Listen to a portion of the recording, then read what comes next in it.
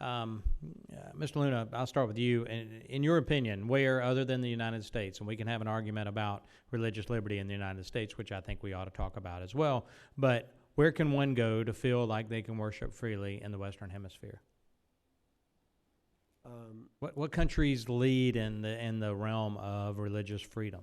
We know the bad actors, right? So we talk about Cuba, we can talk about Nicaragua. Who are some of the what are some of the good actors?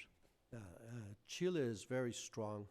As I say, if there's a leader, both de jure, de facto, in the Latin continent, it's Chile. For all religions, or For just all- more Catholicism, or For all religions. There's a movement amongst evangelical leaders to not think of of course, to represent our communities, which are evangelical, but to look at the issue of religious liberty and equality as for all religions.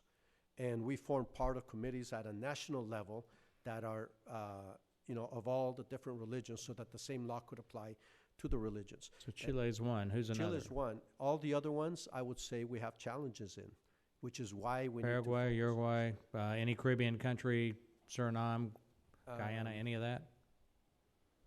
Brazil? I'm asking. I don't know. Yes, Brazil has had a strong tradition of religious respect. I think all countries have two realities. One, where they are models, and they are living models, especially in the cities and in certain sectors. But they also have the challenge, which is why I think we need to focus on religious liberty and equality for the new challenges. Yeah, let me ask other panelists, if you'll chime in. Who do you see as the good actors? I do think, actually, Brazil, that you mentioned, was one of the leading lights in the region. There has just been an effort to submit for consideration a new bill on religious freedom in Brazil. They already had a very good framework, but they wanted to make sure it was the best it could be, and they wanted it to be the model for the rest of Latin America. There is something of a battle in some of these countries with militant secularism, and as Mr. Luna and as Mr. Cole said, kind of trying to banish religious speech from the public sphere. You do see that to an extent in Brazil, but I would say as far as worship on a Sunday morning or Friday at mosque or Saturday at the synagogue, Brazil is probably one of the leaders, as well as Chile. Right. Mr. Petrie? Well, I think, as I said, as far as national legislation is concerned, there's really not that much wrong with Latin American countries.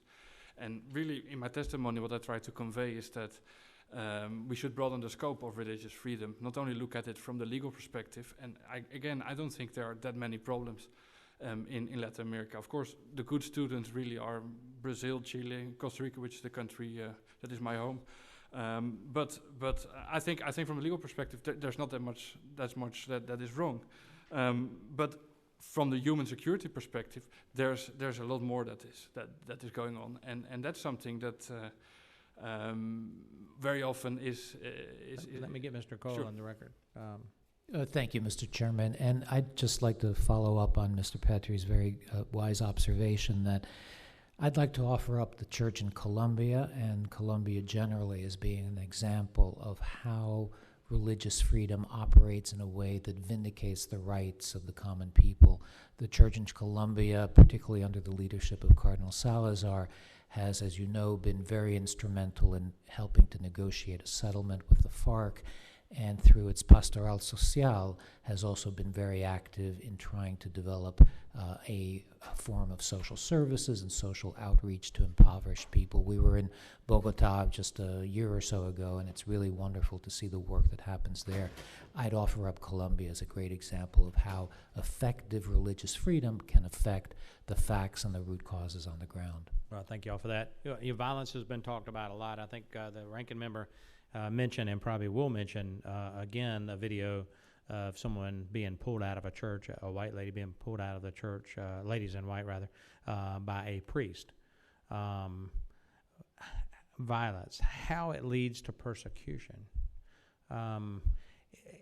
I guess I'm asking, is this more government-sponsored violence? Is this, we heard about gang violence and the cartel and other things, but do you see, what's the balance there between a criminal element violence and government-sponsored violence across the region, not just focusing on Cuba, but across the region? Is it more government-sponsored? Is it more criminal elements? Ms. Tangle? think it's a very complex mix. I think in most countries it'd be criminal groups, however, exceptions in Cuba and in Mexico. In Cuba, you see kind of government paramilitary groups that come in plainclothes pretending to be civilians who also attack ladies in white and try and prevent them from attending mass. And that's definitely, although they're not wearing government uniforms, a government-orchestrated campaign of violence. In Mexico, on the very local level, in certain regions, there's a campaign of violence carried out by local officials, so not top government officials, but local, maybe a mayor, a local town council. And that is often met with impunity, which gives the impression that the higher-up government either doesn't care enough or endorses that kind of violence. But in the other countries, it would be much more criminal, non-government actors.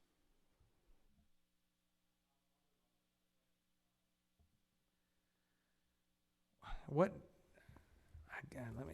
That's really not what I want to ask. Let's ask this. Have you seen evidence of the State Department or local embassy officials engaging with governments in the region on these issues to encourage governments to revise their regulations or their laws so it makes church registration more difficult for minority religious groups? So we've got governments that are requiring churches to register. We talked about that in your statements and mine. Do you see the U.S. engaging those governments and saying, look, church registration is counterproductive to religious freedom? How do you see our State Department acting on this? Mr. Petrie, you look like you want to answer.